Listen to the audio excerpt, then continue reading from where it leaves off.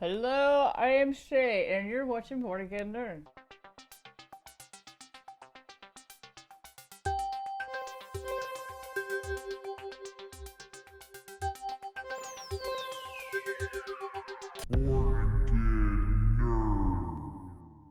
So my cat, Katie, here is going to be my mascot for today's episode.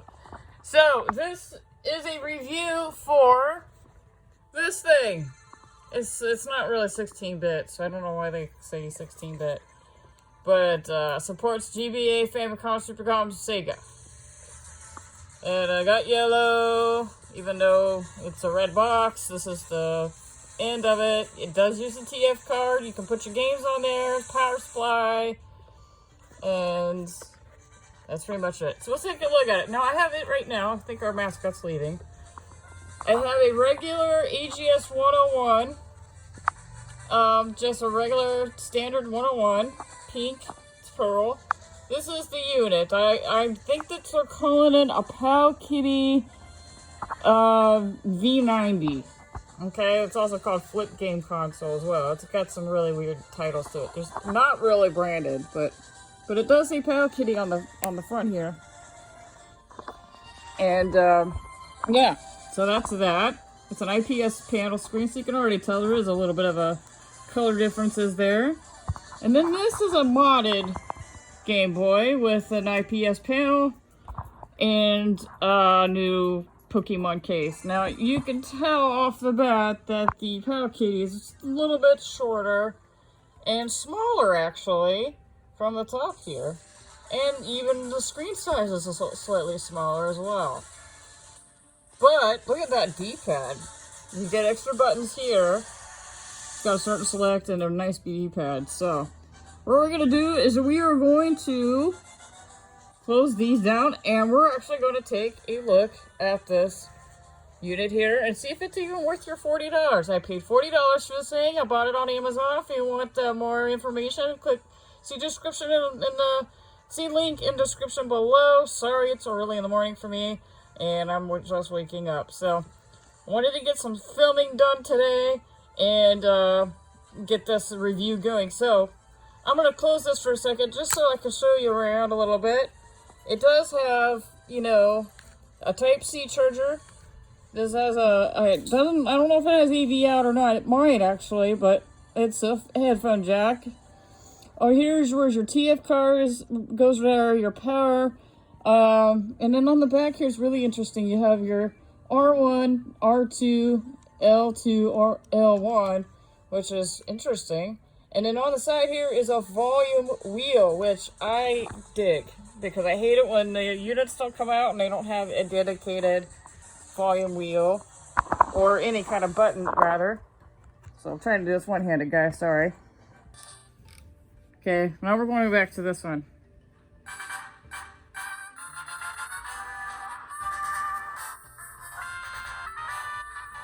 So, I'm going to be honest with you guys. I really like the sound that's coming from from this unit. I actually like the sound. And, you know, in comparison with the other two, the SPs, for some reason, they get loud, but they're kind of limited. And if you want headphone jack, well, you've got to get the adapter that plugs into the power supply to get the headphone jack in there, which I do have, actually. And it works, but it's kind of a pain. You know, this actually does have stereo headphone jack, so that's kind of cool. Okay, let's move on. I just wanted to get that sound check out of the way. Alright, so let's jump right into this thing real quick. I hope you can hear me okay. I'm using a different setup this time. Just using my phone and headphones, and I have an itch on my ear. Okay. So, gameplay. Let's just see what this thing has to offer. So, just like on a Pocket Go, if you're not familiar with the Pocket Go or anything like that, then this will feel really different for you. But for those who have a Pocket Go or a Bittboy of some sort, then this will look a little bit familiar to you. So let me hop back out and show you what this thing has, just in case if you're new and you don't really know what this thing is about. So this is a handheld that emulates different games for different players, like Game Boy, Game Boy Color, Game Boy Advance, Famicom, which is just Nintendo. Mega Drive is also known as Genesis in the States. Sega Master System, Game Gear, Super Famicom, which is Super Nintendo. It does have some PlayStation stuff on there. We'll take a look at that. NGP, which is I think it's a Neo Geo handheld or something like that. A Wonder Swad, PCE. MAME, we'll check that out too. Is arcade port, Neo Geo port, CPS port, arcade, and that's it. And then if you click one of these buttons, these shoulder buttons, it'll actually swap to a different menu. And these are ported games. Okay, so these are freeware games you could try yourself. Driller is actually a really good one. Quake. And they're free, and you can try them all you want. So, SORR, that game is a popular one. But anyway, let me move forward here. And then power. So when you do shut the thing off, you don't want to just shut it off. You actually want to go to this setting here and click on it. And then power off, hitting A. Okay? And then make sure you turn off your unit. Because if you just shut it off without doing this process, you really risk corrupting this SD card. Game Boy. Let's check out a Game Boy game here. Super Mario 2. Now, Super Mario 2 opens up with no music. That's kind of a weird game. I'm gonna adjust my camera because I'm wearing it, actually. So, sorry if there's movement in the background. I actually am sitting on a porch swing, so. Buttons are nice. Man, this D-pad is huge. Buttons are good. They respond pretty well. Not a lot of lag there that I could tell. Buttons are kind of a mushy feel. They're not clicky at all. That was shocking. I really thought they'd be clicky, but they're not. Except for the shoulder buttons. They are clicky. So. Actually, no, they're kind of spongy too. Get some gameplay. The buttons are actually mapped correctly. Screen tearing. Now, yeah, there's a little bit of screen tear. I mean, this is a $40 unit. I mean, I don't know. Screen tear does not bother me as much as it bothers someone else. So, if you don't like screen tearing, then you're going to want custom firmware updated because it does have some screen tearing. But I don't notice it very much. So in the video, you make your judgments of what you think, and comment below. So this is a Game Boy Color emulator.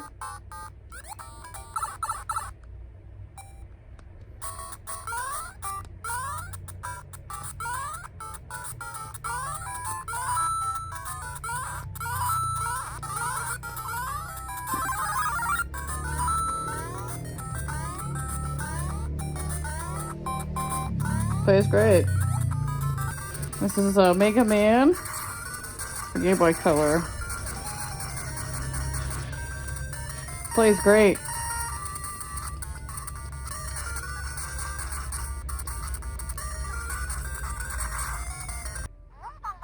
Okay, we're gonna try some Game Boy Advance games.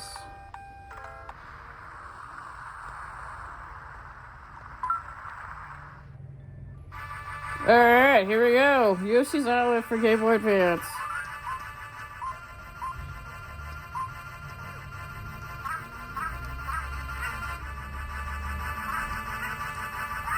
Oh crap. Already got hit. Okay, here we go. Oh my god. Oh my god, I can't even get past that part. Okay, here we go.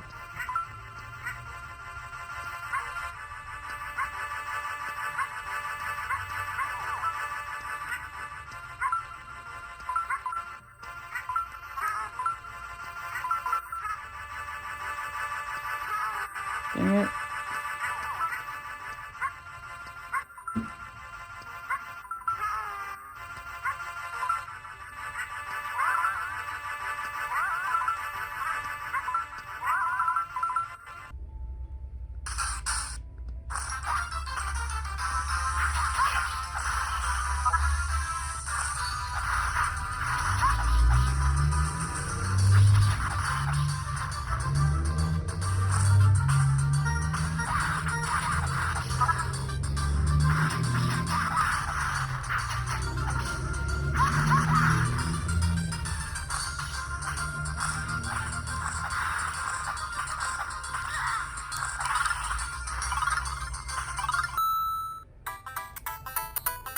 Sounds normal. See if you can see the screen tearing.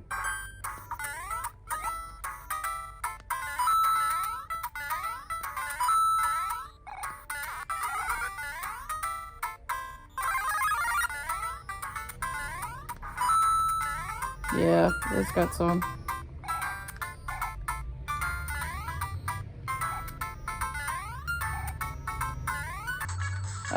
Super Nintendo, or the Turtles game here, I think I'll play fine. So you can enjoy probably 70% of the Super Nintendo library on this handheld if you want. This is meant to be a portable device, so not a powerhouse by any means. But it does bring stuff to the table where you can play Super Nintendo. Also, I'm not a big follower with Super or Sega Genesis stuff, but yeah, if you really are into Sega, you don't really care much about Nintendo, you just want Sega, this might be an option. I'm playing Sonic 3D. This is pretty fluid.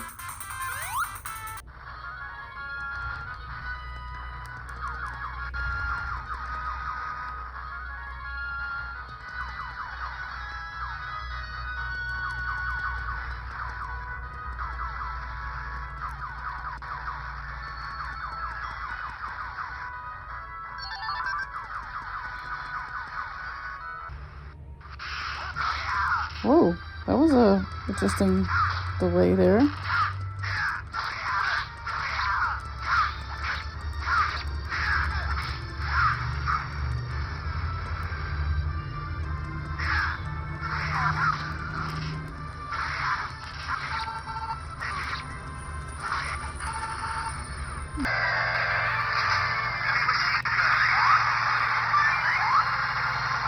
So yeah, my left trigger is a little bit more travel than my left side.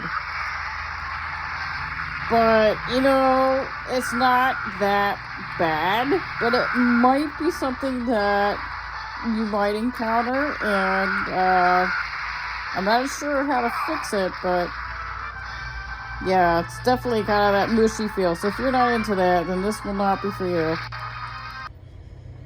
Okay, so be sure to comment below if you want to see anything new, anything I've missed.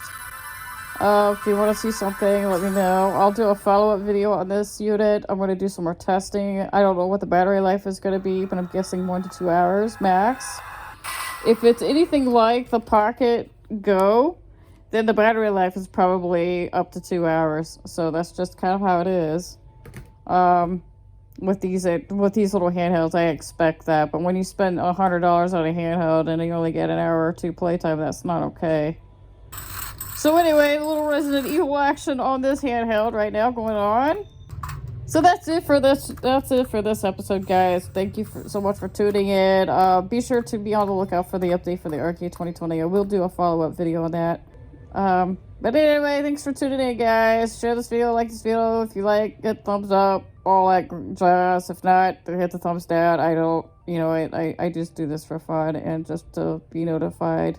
To, let you guys know what's out there, if it's worth it or not. That's it. I'm not in it for the money, guys. Really, I'm not. I'm here to help you decide what to do for entertainment. So, I don't know if you can see that. It actually looks pretty good. Without my reflections of my face and my phone, but other than that, looks like it's playing Resident Evil. Pretty cool. Alright, thanks guys. I'm out of here.